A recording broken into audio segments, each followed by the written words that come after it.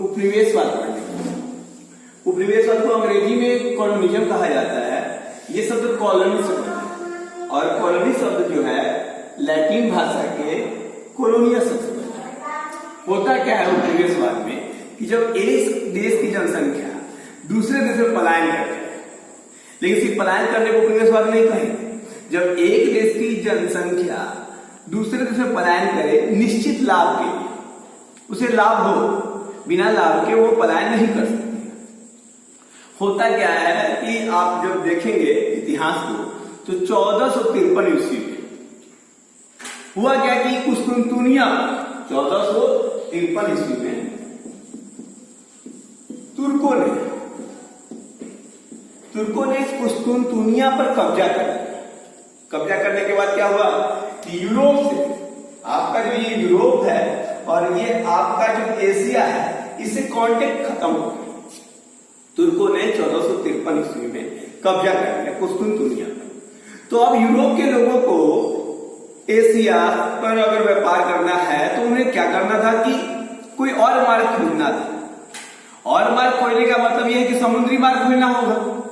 इसी समय बड़े बड़े नाम आए, कोलंबस आए, आपके उन्होंने अमेरिका की खोज करी, समुद्री मार्ग का खोज किया। उसके बाद आप लोग जानते हैं वास्को डी गामा है, इन लोगों ने समुद्री मार्ग का खोज कर लिया, भारत कैसे आना है, अमेरिका कैसे जाना है। तो जब समुद्री मार्गों का खोज हो गया, ये आने लगा। आप सबको पता है ब्रिटेन में कृषि व्यवस्था बहुत उत्तम थी। उसकी कृषि व्यवस्था उत्तम होने के कारण क्या हुआ कि वो लोग कृषि करने के बाद खाली हो गए। अब एक उनकी जनसंख्या पूरी तरह से खाली थी, अतः उन लोगों ने व्यापार की तरफ आगे बढ़े। जब वो व्यापार की तरफ आगे बढ़ते हैं, जो यूरोप की जनसंख्या है वो व्यापार की तरफ आगे बढ़ने लगती है, आगे बढ़ती है, व्यापार करती है, व्यापार में काफी लाभ होता है। आप सबको पता है कि मसाला लेना होगा तो आपको एशिया आना है, खास करके केरला हमारा। आपको चीनी लेना है तो एशिया आना है। आपको तंबाकू चाहिए, आपको कॉफी चाहिए, आपको भुट्टा चाहिए तो आपको एशिया आना होगा, इंडिया आना हो। और उन लोगों को इन चीजों की लत लग गई थी, अतः जरूरी था कि यूरोप के लोग एशिया आए, खास करके इंडिया और चाइना। वो लोग आए, व्यापार किए, व्यापार से उनको काफी लाभ हुआ। एक अनुमान के मुताबिक वास्को डी गामा जो यहां से मसाला लेके गए थे, यूरोप में 300 गुना ज्यादा दामों में बेचे। लाभ काफी था। यही से जन्म लेता है उपनिवेशवाद। उपनिवेशवाद की परिभाषा क्या मैं आपको बताऊं, ध्यान से सुनिएगा। जब एक देश की जनसंख्या दूसरे देश, एक देश की जनसंख्या, मान के चलिए हम ब्रिटेन की बात करते हैं तो ब्रिटेन यहां लिखते हैं, तो ब्रिटेन और इंडिया को ले लेते हैं एग्जाम्पल के रूप में, ब्रिटेन और इंडिया। तो जब ब्रिटेन की जनसंख्या इंडिया आता है और यहाँ के संसाधनों पर कब्जा कर लेती है, कहने का मतलब है एक ताकतवर देश, एक कमजोर देश को, लेकिन कमजोर हो लेकिन संसाधन उसके पास पर्याप्त होना चाहिए। तो एक कमजोर देश के ऊपर एक ताकतवर देश का कब्जा हो गया तो उसे हम उपनिवेशवाद कहते हैं। फिर से सुनिए, उपनिवेशवाद क्या है? जब एक ताकतवर देश एक कमजोर देश पर अपना अधिकार करे, कमजोर देश हो लेकिन संसाधन हो उसके पास, नेपाल जैसा ना हो कि उसके पास संसाधन ही ना हो। नेपाल आज तक गुलाम नहीं बना, इसका कारण क्या था? उसके पास संसाधन नहीं था। तो ध्यान देने वाली बात है कि जब एक ताकतवर देश कमजोर देश पर लेकिन संसाधनों से भरपूर देश पर जब कब्जा कर लेता है और उससे लाभ लेता है तो वो कहते हैं उपनिवेशवाद। क्लियर? अब हम जानेंगे कि उपनिवेशवाद की उत्पत्ति के क्या कारण है, क्यों उपनिवेशवाद उत्पत्ति लेता है, क्या कारण है। तो जो पहला कारण है वो है ट्रिपल जी की नीति। ट्रिपल जी की नीति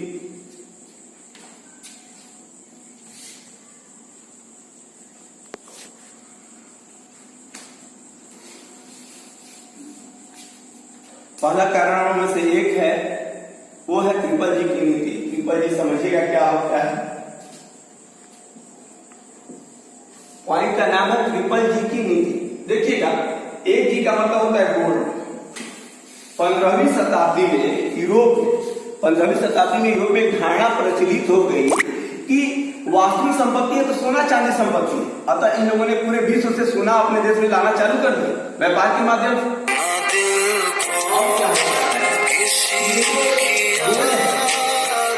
और दूसरा आता है ग्लोरी। देखिए पहले यूरोप में क्या था, जो देश जितने देशों को गुलाम बना सम्मान उतना ही बढ़ जाता था। यूरोप में एक प्रचलित कहावत है कि मेरे पास 3 उपनिवेश है, मेरे पास 4 उपनिवेश है, मेरे पास 5 उपनिवेश है। एक समय ऐसा आया कि ब्रिटेन में कहा जाता था, एक नारा था कि ब्रिटेन का सूर्योदय कभी अस्त ही नहीं होता है। कहने का मतलब ये कि अमेरिका पे भी उनका कब्जा था और इंडिया में। और आप सबको पता है अमेरिका और इंडिया में जो अंतर है कि यहाँ दिन होगा तो वहां रात होगी, और वहां रात होगा तो यहाँ दिन होगा। ऐसे में होता क्या है, उनके यहाँ कभी सूर्योदय ही होता है, अस्त कभी होता नहीं। यानी मान सम्मान के लिए भी उन लोगों ने उपनिवेश बनाया। तीसरा जो इंपॉर्टेंट चीज है गॉड, उन लोगों ने उपनिवेश इसलिए भी बनाया कि उनको अपने धर्म का प्रचार करना। ईसाई धर्म अवलंबी थे वो लोग, हम लोग हिंदू धर्म अवलंबी थे। उन लोगों ने ऐसी ऐसी नीतियां बनाई अपने उपनिवेश में, होता है कि उनका भाई राजनीति पे कब्जा, वो पूरी तरह से गुलाम बना चुके थे। अतः उन लोगों ने अपने धर्म का प्रचार किया। हिंदू धर्म को या भी जिस धर्म को, बौद्ध धर्म को या इस्लाम को उन्होंने निकृष्ट निम्न कोटि का कहा और अपने धर्म को उच्च कोटि का कहा। और इस तरह से उन लोगों ने अपने धर्म का प्रचार किया। तो धर्म के प्रचार के लिए भी उन लोगों ने उपनिवेशवाद को बढ़ावा दिया। अब देखिए फिर से मैं इस टॉपिक को क्लियर करता हूं। ट्रिपल जी की नीति पॉइंट का नाम है। इसमें पहला किया था गोल्ड। वो यूरोप के देशों को गोल्ड चाहिए था, अतः उन लोगों ने दूसरे देश को गुलाम बनाया। ग्लोरी चाहिए था, यानी मान सम्मान चाहिए था, इसलिए गुलाम बनाया। और तीसरा गॉड, यानी कि उन्हें अपने धर्म का प्रचार करना था, इसलिए उन्होंने गुलाम बनाया। और इस तरह से उपनिवेशवाद की उत्पत्ति का मुख्य कारण है ये ट्रिपल जी की नीति। नेक्स्ट पॉइंट है हमारा कच्चे माल की प्राप्ति। इंडस्ट्री के लिए कच्चा माल चाहिए। अब दूसरा पॉइंट हमारा कच्चे माल की प्राप्ति।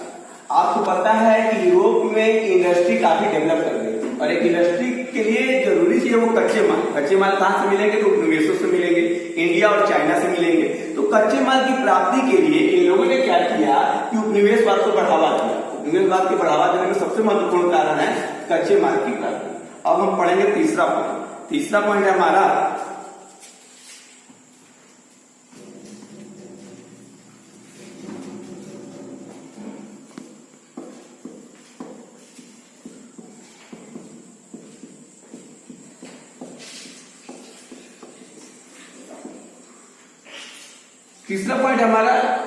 निर्मित माल की खपत यानी कि देखिए होता क्या है कि अब आप इंडस्ट्री में माल बना लिए, बेचेंगे का, तो बेचने के लिए इन लोगों ने उपनिवेशों को अपनाया। उपनिवेशों को अपना गुलाम इसीलिए बनाया गया या उपनिवेश इसीलिए बनाए गए कि जो इंडस्ट्री में माल तैयार होगा उसे बेचा जाएगा। हम कहाँ बेचेंगे? तो जो देश हमारे गुलाम होंगे वहां हम किसी भी दबाव को लागू करके हम बेच सकते अपने मालों को। यानी कि इंडस्ट्री में जो माल तैयार हुए उसे बेचने के लिए उपनिवेशवाद को बढ़ावा दिया गया। नेक्स्ट पॉइंट है हमारा वो है जनसंख्या में वृद्धि।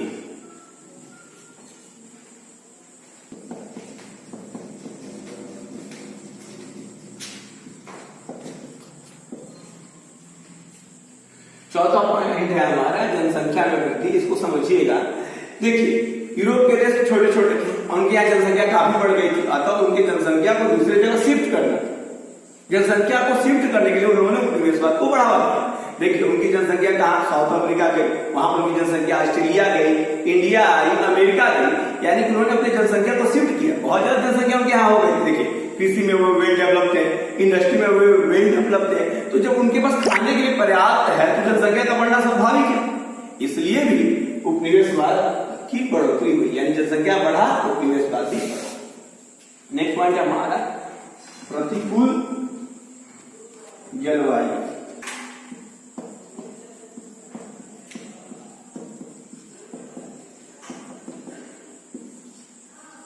नेक्स्ट पॉइंट हमारा प्रतिकूल जलवायु। प्रतिकूल मतलब होता है उल्टा जलवायु। मतलब देखिए उनको चावल चाहिए, चावल उन्हें खाना है, लेकिन उसके लिए उनके पास जलवायु उत्तम नहीं थी। उनको तंबाकू तो चाहिए लेकिन उनको जलवायु नहीं मिल सकती। उनको भुट्टा चाहिए, उनको चीनी चाहिए, उनको कपास चाहिए, उनको नील चाहिए। इन सारे पदार्थों की प्राप्ति के लिए वो अपने यहाँ फसलों का उत्पादन नहीं कर सकते। फसलों का उत्पादन कहाँ होगा? उपनिवेश में, इंडिया में होगा, चाइना में होगा, अमेरिका में होगा, ब्राजील में होगा। तो यानी कि अब उपनिवेश को बढ़ावा देने के सिवाय कोई विकल्प नहीं है। और उनके यहाँ जो जलवायु थी वो प्रतिकूल थी, यानी कि उनके यहाँ ये खेती हो ही नहीं सकती थी, ना चावल की, ना कपास की, ना ही जूट की, ना ही भुट्टे की। अतः जो इम्पोर्टेंट चीज है कि उनके यहाँ जलवायु उत्तम नहीं थी, इसलिए भी उन्होंने उपनिवेशवाद को बढ़ावा दिया। तो आज का क्वेश्चन हमारा कंप्लीट हुआ। उपनिवेशवाद है क्या और उपनिवेशवाद की उत्पत्ति के क्या कारण थे? इसका नोट्स आपको दे दिया जाएगा इस वीडियो के ढंग से।